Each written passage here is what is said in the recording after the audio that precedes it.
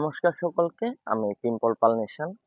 দীর্ঘ ২ থেকে ২.৫ মাস পর আমি আপনাদের সামনে এসেছি। আপনারা রিসেন্টলি অনেকে আমার ফেসবুক অ্যাকাউন্ট অথবা আমার সোশ্যাল মিডিয়াতে আমাকে আমার কোনো এক্টিভিটিস দেখেন না।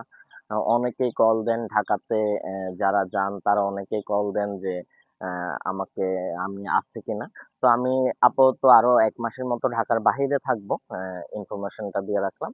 আর আজকের ভিডিও বার্তাটি হলো খুবই গুরুত্বপূর্ণ একটি ভিডিও বার্তা। তো ভিডিও বার্তাটি সকলে ৬৪ জেলায় ছড়িয়ে দিবেন এবং কি আমাদের সনাতনী তরুণ প্রজন্মের মাঝে বিশেষ করে ছড়িয়ে দিবেন শেয়ার করে। হ্যাঁ, তো শুরু করি। বিষয়টা হলো আমাদের আজকে মনসা পূজা। সকলকে মনসা পূজার শুভেচ্ছা জানাই। আর সামনে আমাদের আসন্ন দুর্গাপূজা। প্রায় ৫৮ দিন বাকি। ১০ অক্টোবর আমাদের শুভ মহালয়া। তো আমরা পূর্বের অভিজ্ঞতা এবং বিগত বছরগুলোতে আমরা দেখেছি দুর্গাপুজো আসলেই আমাদের প্রতিমা ভাঙচুর, অনেক জায়গায় অনাকাঙ্ক্ষিত ঘটনা ঘটে থাকে। তো বর্তমান নতুন সরকার এসেছে। আমরা আশা রাখি নতুন সরকারের সময় এমন কোনো ঘটনা ঘটবে না। এবং কি সরকার আমাদেরকে অ্যা যথেষ্ট নিরাপত্তা দিবে। আমরা এটা আশা রাখি বিএনপি সরকারের কাছ থেকে। পাশাপাশি আমাদের সতর্ক থাকতে হবে। আমি একটা কথা বারবারই অন্যান্য বছরগুলাতে বলি এবং কি এবছরও বলবো যে, যদি রক্ষা করতে না পারেন প্রতিমা তাহলে আপনারা পূজা করার কোনো দরকার নাই। পাশাপাশি আমি ৬৪ জেলায় মনিটরিং সেলের ঘোষণা করছি। একটা মনিটরিং সেল হবে আমাদের। ওই লক্ষ্যে আজকে ভিডিও বার্তাটি। তো মনিটরিং সেলটা কিভাবে হবে?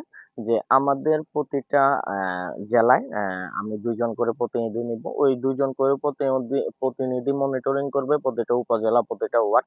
যতগুলা পূজা মণ্ডপ আছে সবগুলার তথ্য আমরা কালেক্ট করতেছি এবং কি প্রতিটা জেলায় মনিটরিং সেল, যারা মনিটরিং সেলে থাকবে ওটা সকল সংগঠনের যেকোনো সংগঠনই করতে পারে সে।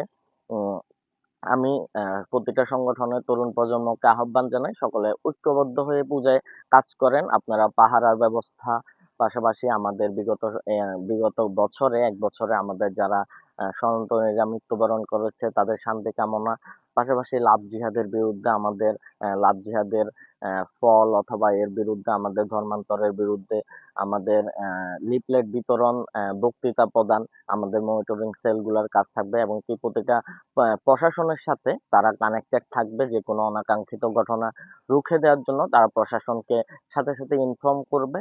এটাই হলো কাজ এবং কি আমি দীর্ঘ ২ মাস না থাকায় আমি একটা জিনিস দেখেছি যে আমার অভাব দেখেছি আমি। সনাতনীদের মাঝে আমার অভাবটা দেখেছি। আমি কোনো কার্যক্রম ঠিকভাবে করতে পারি নাই। তো আমার অভাবটা যেন না হয়, আমার মতো টিম্পল পাল যেন সারা বাংলাদেশের ৬৪ জেলায় থাকে, ওই লক্ষ্যে এই মনিটরিং সেল থেকেই পাশাপাশি একটা প্যানেল তৈরি করা হবে। এটা কোনো সংগঠন না।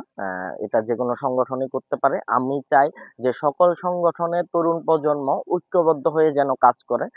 যে সংগঠনই করুক না কেন, যতদিন না আমরা সকল সংগঠন ঐক্যবদ্ধ হয়ে কাজ না করি, ততদিন আমাদের সনাতনীদের কোনো ভালো অথবা আমাদের সনাতনীদের মঙ্গল হবে না।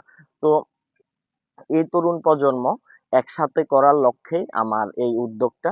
তো ৬৪ জেলা থেকে আমার প্যানেলে এখন কালেক্ট করা হচ্ছে। তো উল্লেখিত নাম্বারে আপনারা যোগাযোগ করবেন যে যারা আমাদের সাথে যুক্ত হয়ে কাজ করতে চান।